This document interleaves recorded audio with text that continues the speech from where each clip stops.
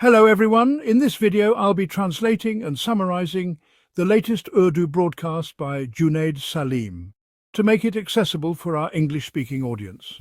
Let's go through the key developments and insights in Junaid Saleem's words. So today we will first talk about the 700 days that Imran Khan has spent in jail. Instead of compromising, he chose the path of adversity once again. And today even his worst critics are compelled to acknowledge his bravery. How Nawaz Sharif's hopes of meeting Imran Khan were dashed, and who is now attempting to become the treasure of Pakistan. What new formula is Bilawal Bhutto bringing? Who supports him? What preparations are being made for PTI's protests? We will also share these important pieces of information with you today. And then we will also discuss matters related to Khyber Pakhtunkhwa. Now, dear viewers, we will tell you that Imran Khan, who has been in jail for 700 days, has not suffered from back pain. His platelets have not dropped, nor has he requested to be transferred to a hospital. Imran Khan has not been given the same rights that ordinary prisoners in jail are entitled to. For almost 2 years, he has not seen the sky. Now, he is not allowed to step outside his 6 by 8 foot cell for more than 22 hours a day. His visits have been restricted, and he has been placed in solitary confinement. He has not spoken to his sons in 6 months, even though it is legally mandated for every prisoner to have a phone call with their loved ones once a week. Due to the conditions of the jail, Imran Khan's weight is continuously falling. But he is not ready to budge even an inch from his stance. Those who used to mock him, saying that Imran Khan would not survive even 2 days in jail, those who said he is addicted to cocaine and would be begging for mercy after just 4 hours, are now hiding in embarrassment. Instead, they are compelled to praise him for his bravery. Rana Sanalla is giving him a perfect score of 10 out of 10 for his time in jail. And the 2 pieces of news I wanted to share with you also have to do with the fact that Rana Sanalla has consistently given him 10 out of 10 and continues to do so every other day. My sources confirm this, and I want to share it with you. One of the news items is that Rana Sanalla should also tell us how many points he gives to those leaders who do not undergo jail sentences. However, it is Imran Khan's unprecedented resistance that today every individual in the nation knows who their real enemy is. By not compromising, Imran Khan has unmasked the faces of those hidden behind the curtains. Had Imran Khan not stood firm, how would the nation have known that those who chant slogans of democracy are actually puppets of foreign hands? Imran Khan endured every injustice on his life to give the nation a roadmap for the future. He made it clear that the government will only be considered legitimate if it has the support of the people. The puppets are neither recognized by the people nor the international community. Regarding the rumored meeting between Nawaz Sharif and Imran Khan, it was a failed idea from the beginning. The balloon of this meeting was deflated within a few days. The possibility of this meeting was practically zero when it was first suggested. But this was done deliberately to test the waters. The reaction to this possible meeting was so intense that even the leadership of the PMLN started getting nervous. Some said that if Mian Sahib goes to Attock jail, he will return humiliated. Others said that Nawaz Sharif has nothing left to offer and has no authority to meet Imran Khan. They claimed negotiations must always happen on an equal footing. What status does Nawaz Sharif have to meet Imran Khan? Then, Alima Khan's statement demolished all hopes of this meeting by saying that even Nawaz Sharif's own family does not respect him. So why would Imran Khan meet him? Now the question arises, why did Nawaz Sharif and his followers back off from meeting Imran Khan? The answer is clear, dear viewers. Mian Sahib has become extremely desperate. He is confused, unable to maintain consistency in his thoughts. One day he says something, and by the time he goes to bed, he issues contradictory orders. I'm telling you this with full responsibility. His mind is no longer balanced. All he wants now is to prove that he is still the true master of Pakistani politics. Beyond that, there is nothing else. The desire for a meeting with Imran Khan was based on 2 main reasons. First, Nawaz Sharif wanted to secure his sinking political ship by meeting Imran Khan. Secondly, he wanted to show the establishment that despite being sidelined from politics, he could still challenge them by aligning with Imran Khan. but someone who has lost the respect of his family, how can he expect respect from anyone outside? When the idea of the meeting failed, Nawaz Sharif was rescued through Irfan Siddiqui, who claimed that Nawaz Sharif is not ready to go to Adiala jail. The question then arises, if he was not ready, why didn't he clarify it initially? Why did this denial only come a week later? The first denial came through a family member of the Sharif family, and when that didn't work, another loyal member of the family took the responsibility of denying it all. This duplicity has now become Nawaz Sharif's political asset. There is also a speculation that the 27th Amendment is being brought in to wrap up the hybrid system, and Pakistan might be heading towards a presidential system where the position of the Prime Minister will be no more than that of a head clerk.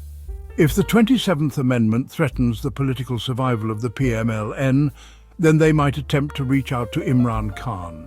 Finally, the two important pieces of news that I wanted to share with you were related to Khwaja Asif and Rana Sanaullah. Khwaja Asif, who has been making bold statements for the past month or so, has angered powerful circles and the establishment. They have demanded that the government silence him. The demand has now gone a step further, and they have requested his resignation, asking him to step down. Now, let me also tell you what the government is doing in response to this. The second personality who is displeasing to the establishment is Rana Sanaullah. Rana Sanaullah, after giving strong statements almost every other day, sometimes drops statements that favour Imran Khan, especially praising Imran Khan for having endured jail with great courage. He says that he did not expect this, and somehow he ends up praising PTI. The establishment is also not pleased with this, telling Rana Sanaullah to stick to his party policy. Now, what did the government do in response? The government first took Hanif Abbasi into personal consultation, likely by the Prime Minister, and told him to make statements against these leaders. The statements you've heard from Hanif Abbasi were made based on the orders of the leadership against their own leaders. Furthermore, when it came to Rana Sanaullah, after a few statements, they told him to stay quiet. When the demand became frequent after 2 or 3 statements, Rana Sanaullah at first responded in the traditional manner by saying that it was a request from Shahbaz Sharif. He replied, "Ask Mian Sahib what wrong I have said." After this, the government reportedly said that the issue would be investigated through a civil investigative agency, and the case of Khwaja Asif should be investigated. They want to know who is behind his statements and why he continues to make them. Now the situation between the PMLN and the establishment has worsened, and things between the two brothers, Shahbaz and Nawaz Sharif, are also strained. They are playing a cat-and-mouse game with the establishment, or perhaps playing different games altogether. Only time will tell. Yes, the 2 important updates I needed to share with you, Nazarene, are now completed. The situation has become quite serious, escalating further. Recently, Bilawal Bhutto gave an interview to Al Jazeera, and in it, he mentioned certain things that indicate a significant shift in Pakistan's 70-year-old foreign policy. Bilawal stated that if India cooperates, then there would be no objection to handing over specific individuals. He said that presenting evidence in the courts, allowing witnesses from India to come to Pakistan, all of this is necessary if India is willing to cooperate. He mentioned that Hafiz Saeed is in government custody and that no one knows the whereabouts of Maulana Masood Azhar. If India has any information about them, it should share it with Pakistan. Reading through this interview, I was wondering if this is Pakistan's new stance. A new statement suggesting that India should provide evidence and that Pakistan will hand over anyone it wants. Historically, Pakistan's official position has always been that it has no link with the terrorism occurring in India. Yes, Pakistan has always demanded that India cooperate if it wants action against those responsible, but Pakistan has never stated it will hand over anyone. Pakistan has always maintained that there is no connection between Pakistan and the terrorism happening in India. Moreover, Pakistan and India never had an agreement for the extradition of criminals. So why is Pakistan now offering such one-sided deals? What if India demands the same from Pakistan regarding those responsible for terrorism in Pakistan, like the handlers behind Kulbhushan Yadav? Is this just a concession for India, or can it apply to both sides? It seems a bit strange. The federal capital of Islamabad has become a centre of mysterious activities. On one hand, there are reports of the Saudi ambassador, Mutarik, meeting with several important personalities, and on the other, PTI has shifted its focus entirely to protests following Ashura. Details of this protest plan have come forward, and I have had direct conversations with PTI leaders as well. The preparations are going on in full swing, and I don't believe the government will be able to stop the protest this time. The preparations are at such a level that this protest will spread across the country.